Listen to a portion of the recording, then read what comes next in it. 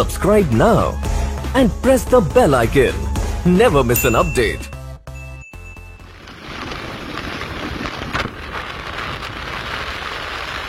আমরা এখন হেঁটে হেঁটে গোশালার দিকে এলাম।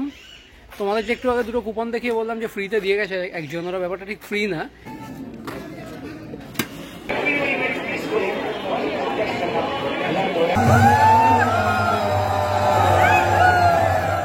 Good morning everyone, hope you guys are doing very good. আজকের তারিখ হলো 3 মার্চ, রবিবার। আজকে আমি যাচ্ছি হচ্ছে ইস্কন মায়াপুর, আমার বাড়ি টলিগঞ্জ থেকে। আর এবার কিন্তু ডমিনার নিয়ে যাচ্ছি না, আমার হন্ডা শাইন নিয়ে যাচ্ছি 125cc। আমরা দুজন যাচ্ছি, আমি আর আমার বন্ধু ইজাজ। তো এখন ঘড়িতে সময় আশা করছি দেখতে পাচ্ছি 5টা 10 বাজে। আমরা বেরোবো আর 5-7 মিনিটে। এখান থেকে ডিস্টেন্স হচ্ছে 150 কিলোমিটার টলিগঞ্জ থেকে, মানে 140 ম্যাপ দেখাচ্ছে, আমি 150 কনসিডার করছি। তো কলকাতা থেকে মায়াপুর যাওয়ার, কৃষ্ণনগর যাওয়ার দুটো মেন রাস্তা আছে। একটা হচ্ছে এয়ারপোর্ট হয়ে মধ্যমগ্রাম চৌমাথা হয়ে চাকদা রানাঘাট কৃষ্ণনগর, আরেকটা হচ্ছে ওল্ড দিল্লি রোড মগরা নবদ্বীপ হয়ে। তো দুটো রাস্তাই ভালো। ওল্ড দিল্লি রোড হয়ে গেলে কিলোমিটারটা একটু বেশি পড়ে। তো আমরা রানাঘাট হয়ে যাব, মানে মধ্যমগ্রাম হয়ে। তো দেখা যাক, ওখানেও রাস্তা খুব একটা ভালো না, তাও শুনেছি এখন রানাঘাট পর্যন্ত রাস্তা কিছুটা ভালো হয়েছে। তো চলো তোমাদের সাথে রাস্তায় বাইরে বেরিয়ে দেখা হচ্ছে। টাটা। ঘড়িতে এখন সময় 5টা 35। ওডোমিটার 0 করে দিয়েছি, ট্রিপ 1।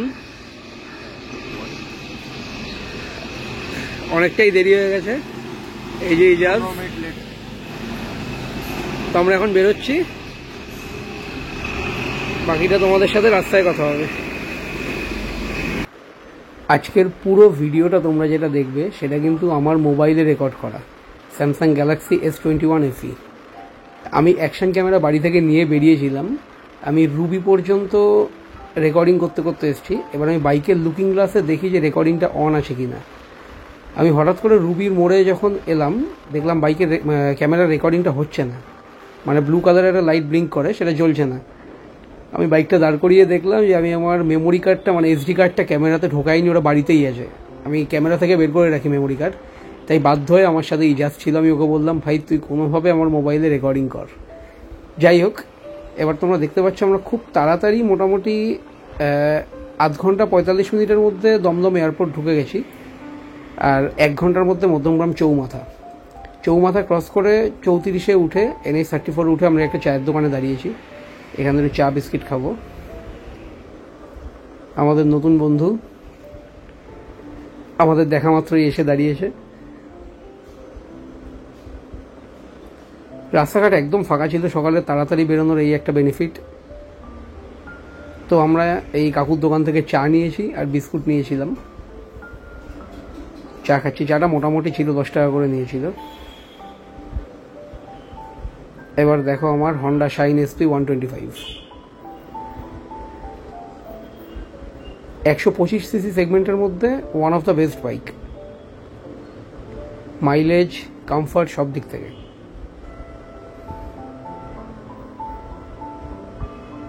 তো আমরা আমাদের চা কমপ্লিট করে এখান থেকে বেরোলাম। আবার রাস্তা এখন পর্যন্ত সিঙ্গেল লেন, কিন্তু রাস্তা একদম ফাঁকা। সকাল সকাল কুয়াশা ছিল রাস্তাতে। সত্যি কথা বলবো, আমি 4 মাস আগে এই রাস্তাতে গেছি, নভেম্বর মাসে। রাস্তার অবস্থা ভালো ছিল না। এখন কিন্তু রাস্তাতে একটা সিঙ্গেল পট হোল নেই। তোমরা ভিডিওটা দেখো, ভালো করে বুঝতে পারবে। একটা সিঙ্গেল পট হোল পর্যন্ত এই রাস্তাতে নেই। এত পরিষ্কার, এত ভালো রাস্তা। আর কপালটা ভালো যে সকালবেলায় রাস্তা একদম ফাঁকা পেয়েছি, আমাদের টাইম একদম কম লাগছে।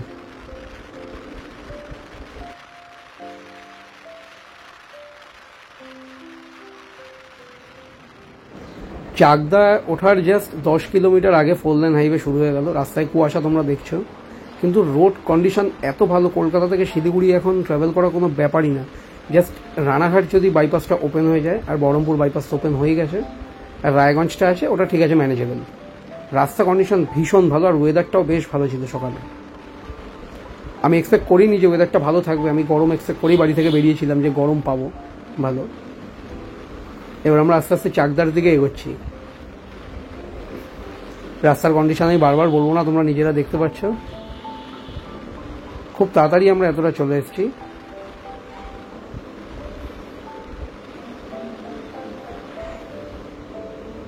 ফাইনালি ঢুকলাম চাকদাতে।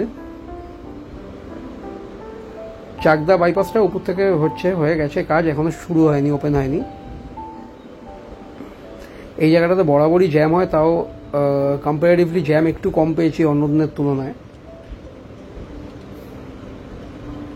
চাকদা ক্রস করে যাব এখন। হাওয়া শুরু হলো 4 লেন। এবার আমরা এগোচ্ছি রানাঘাটের দিকে।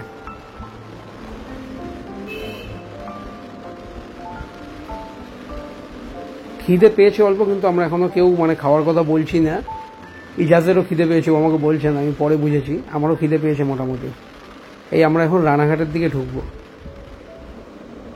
রানাঘাটে ঢুকে অ্যাজ ইউজুয়াল আমরা এই ফুটপাথের উপর বাইক তুলে দিলাম। এর আগেও আমি 2 বার তাই করেছি। এর উপর থেকে বাইক নিয়ে সোজা জ্যাম কাটিয়ে বাইক হওয়ার অ্যাডভান্টেজ নিচ্ছি। এরপর আসছে রানাঘাট ক্রসিং। এই যে রানাঘাট লেভেল ক্রসিং। ভাগ্যবশত খোলা পেয়েছি, খোলা পাওয়া যায় না। 90% টাইম এটাকে বন্ধই পাওয়া যায়, বন্ধ আধ ঘন্টা হয়ে গেল এখানে সময়। কপালটা খুব ভালো, রানাঘাট ক্রসিং খুব তাড়াতাড়ি পার করে গেলাম। আমরা বাড়ি থেকে বেরিয়েছিলাম 5:45 নাগাদ এক্স্যাক্ট। ট্রিপে 0 করেছিলাম, এখন 8:52 বাজে। আমরা কিন্তু অনেকক্ষণ আগেই কৃষ্ণনগর ঢুকে গেছি। আমার নিজেরই খুব অবাক লাগছে যে 3 ঘন্টার মধ্যে কৃষ্ণনগর ঢুকে গেলাম। আমাদের ইস্কন আর কতক্ষণ লাগবে? আর 20-30 কিলোমিটার মতো। এবার ব্রেকফাস্ট করবো এখানে দাঁড়িয়ে কোথাও। 9:05 বাজে আমরা প্রায় মায়াপুর পৌঁছে গেছি। এই NH 34 থেকে লেফট নিলাম, এখান থেকে আর 10 কিলোমিটার মতো একটা দোকানে দাঁড়িয়েছি। ব্রেকফাস্ট কিছুই জুটলো না, চাটা খাই টুকটাক। কিরকম লাগছে বল? খুব ভালো লাগছে। কতক্ষণে এলাম আমরা? 3.5 ঘন্টা মতো লাগলো আমাদের টোটাল। তাও পুরো হয় না, পুরো না, এখন আর 10 কিলোমিটার মতো বাকি। তো এখানে দাঁড়িয়েছি খাওয়ার জন্য, খাওয়ার কিছু নেই। ঘুগনি আর রুটি, ঘুগনি খাবে না, কি হয় গ্যাস হয় তো। ঠিক আছে, চলো তোমাদের সাথে আবার পরে দেখা করছি। আমরা কিন্তু ইস্কন ঢোকার আগে রাস্তায় কিছু ব্যানার দেখে বুঝতে পেরেছিলাম যে আমরা কোনো নর্মাল দিনে আসিনি ইস্কন, আজকে কোনো স্পেশাল দিন। এটা আমরা রাস্তায় 2-3টে ব্যানার দেখে বুঝতে পেরেছিলাম। এবার তোমরা আগে চলো, তোমাদের দেখাচ্ছি কি স্পেশাল দিন আজকে। এই সেই ভিউ। আমি 4 মাস আগে ইস্কন এসেছি, নভেম্বরে উইথ ফ্যামিলি গাড়ি নিয়ে এসেছিলাম। আবার এই মার্চে এলাম। আমার খুব ফেভারিট জায়গা ইস্কন, আমি এর আগেও তোমাদের সাথে গল্প করেছি। খুব খিদে পেয়েছে, এখন বাইকটা রেখেই খেতে হবে।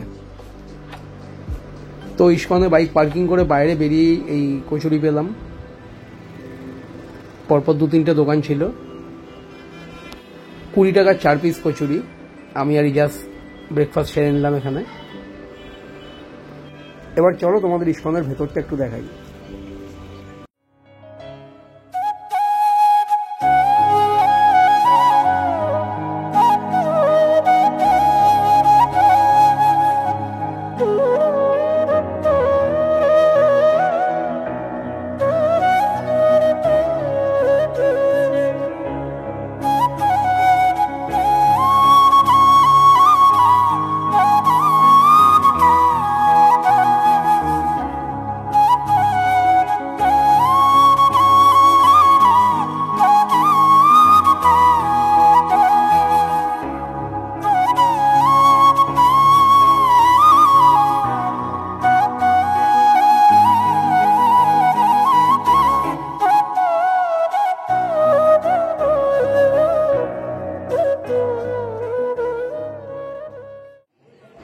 তো তোমাদের একটু আগে যেটা বলছিলাম যে আমরা ভুলবশত হলেও আজকে একটা খুব স্পেশাল দিনে ইস্কনে এসেছি।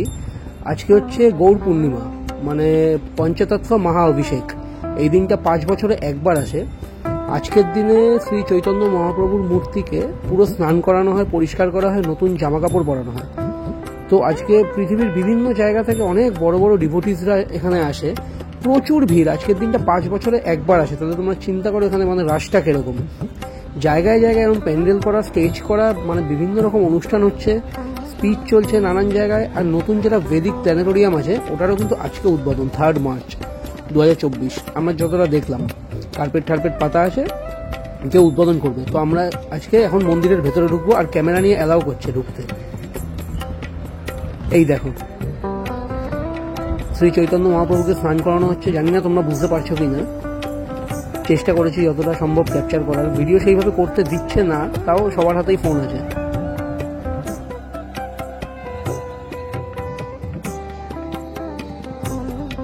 আমরা বাইরে বেরিয়ে দেখলাম এখানে খাওয়ার কুপন শেষ, মানে টিকিট শেষ 10:30 11টার মধ্যে সকাল।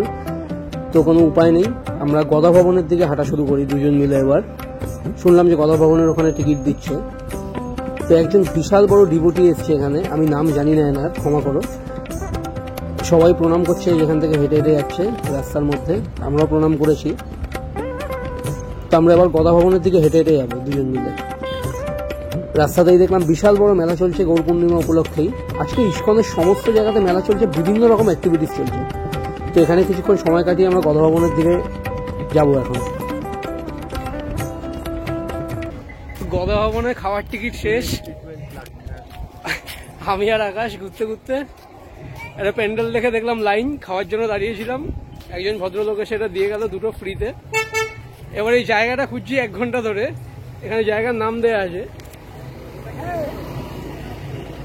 প্রায় 45 মিনিট 1 ঘন্টা ধরে হাঁটছি, কোথাও পাচ্ছি না। একবার এ মাথা একবার ও মাথা, প্রচন্ড গরম, ফাটছে। কিছু বল ভাই। হরে হরে।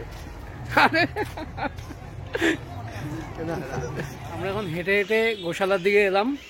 তোমাদের যে একটু আগে দুটো কুপন দেখিয়ে বললাম যে ফ্রিতে দিয়ে গেছে একজন, ওরা ব্যাপারটা ঠিক ফ্রি না। এখানে আজকে বিশাল বড় ফেস্টিভ্যাল চলছে, তোমরা এটা দেখলে। আমরা গীতা ভবন গদা ভবন 2 জায়গাতেই গেছি, তোমাদের দেখালাম ভিডিওতে যে কোথাও কুপন অ্যাভেলেবেল নেই। আর এত রাশ আজকে, এত ভিড়। তাই এখানে যে মানে উৎসবটা চলছে সেইটাকে কেন্দ্র করে এখানে খাওয়ানো হচ্ছে, মানে ভোগ প্রসাদই খাওয়ানো হচ্ছে আলাদাভাবে। তো সেইটার কুপন এরা নিজেরাই ডিস্ট্রিবিউট করছে, সেইটা আমাদের দিয়ে গেছে। তো আমরা জায়গাটা পেয়েছি ফাইনালি, কোথায় খাবো। 1:30 থেকে শুরু লাঞ্চ, তাই তাতে অতক্ষণ একটু ঘুরে নিই। তোমরা দেখো গোশালা, এর ভেতরে যাই, দেখি টুকটাক কি খাবার আছে পাওয়া যায়। খিদে পেয়েছে খুব, আর প্রচন্ড গরম লাগছে।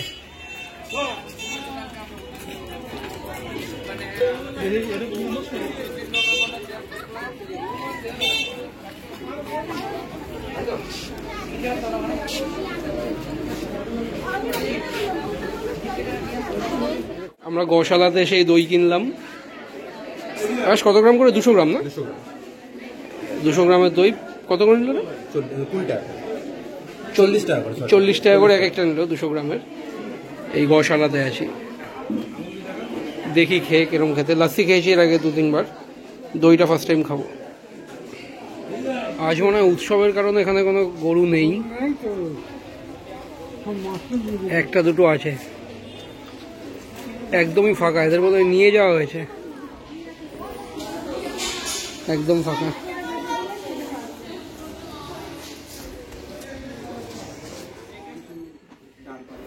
এখানে এখন আমাদের টুকটাক কেনাকাটি চলছে।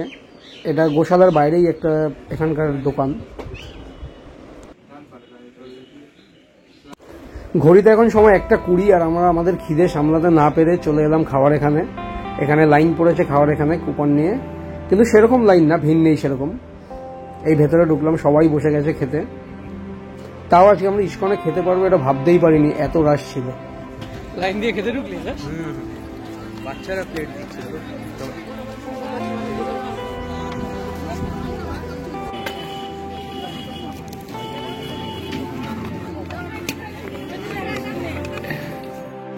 প্রথমেই গ্লাসে দিয়ে গেল শরবত, তারপরে ভাত, ডাল, একটা তরকারি, একটা পনিরের তরকারি, তার সাথে চাটনি, মিষ্টি, সব রকমই ছিল। দারুণ খেতে ছিল। অ্যাকচুয়ালি ভোগ প্রসাদগুলো খেতে খুব ভালোই হয়, ইউজুয়ালি যেগুলো আমরা বাড়িতে পাই না খুব একটা, মানে এই টেস্টটা বাড়িতে আসে না বাড়ির রান্নায়। তোমরা কিন্তু বাচ্চা বা ফ্যামিলি নিয়ে এলে এই ডিজিটাল থিয়েটারের ভেতরে ঢুকতে পারো। এখানে পার হেড এন্ট্রি হচ্ছে 150, আর বাচ্চাদের বোধহয় 50 টাকা না 60 টাকা করে। খুব ভালো শো দেখানো হয় এখানে। আমরা ঢুকিনি, আমাদের হাতে সময় ছিল না, আর প্রচণ্ড গরম, খেয়ে উঠে ঘুমও পাচ্ছিল। ঘড়িতে এখন সময় 2:10। মুখ শেখার অবস্থা দেখে বুঝেছে ওখানে ট্রিমেন্ডাস গরম, মানে এতটা এক্সপেক্ট করিনি।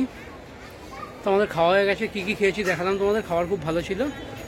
এখন আমরা বেরোচ্ছি বাড়ির দিকে, কারণ এখানে গরমে আর পাচ্ছি না থাকতে, জোর করে প্রচণ্ড মানে কষ্ট হচ্ছে খুব। সকালে ওয়েদার খুব ভালো ছিল, এখন আর থাকা যাচ্ছে না, গরমে বেরোচ্ছি। তো যাওয়ার সময় কিছুটা ভিডিও করবো, পুরোটা সেম রাস্তা তোমাদের দেখাবো না।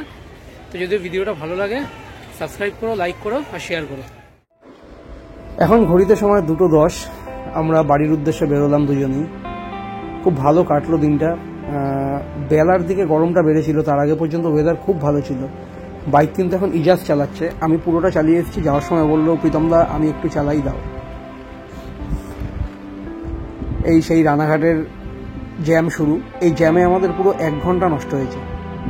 যাওয়ার সময় যেরকম আমরা 10-15 মিনিটে পুরো রানাঘাট ক্রস করে গেছি, ফেরার সময় পুরো রানাঘাট ক্রস করতে আমাদের 1 ঘন্টা মতো সময় লেগেছে। আর রাস্তার অবস্থাও একদমই ভালো না রানাঘাটের। ফেরার দিকটা, যাওয়ার দিকটা ভালো, ফেরার দিকটা ভালো না। কাজ চলছে, কাজ হয়ে যাবে কিছুদিনের মধ্যেই। রানাঘাটটা জাস্ট ক্রস করে একটু চা খেতে দাঁড়ালাম। এখন টাইম হচ্ছে 4:05। এতক্ষণ ইজাজ চালাচ্ছিল, এবার আমি চালাবো। তো বোকার মতো তোমাদের আর এই একই রাস্তা দেখাবো না এতক্ষণ সময় নষ্ট করে, বেকার ভিডিওটা অনেক বড় হবে যদি শুধু রাস্তা দেখাতে থাকি। যাওয়ার সময় তোমরা যাই দেখেছো, ফেরার সময় তো একই। তো তোমাদের কাছে একটাই রিকোয়েস্ট, আমার ভিডিওগুলো যদি ভালো লাগে তোমরা প্লিজ চ্যানেলটাকে সাবস্ক্রাইব করো, একটু সাপোর্ট করো, যাতে আগামী দিনে আরও ভালো ভালো ভিডিও বানাতে পারি। ভিডিওটাকে লাইক করো, পারলে বন্ধুবান্ধবের সাথে শেয়ার করো। চলো টাটা, আবার তোমাদের সাথে খুব তাড়াতাড়ি দেখা হবে।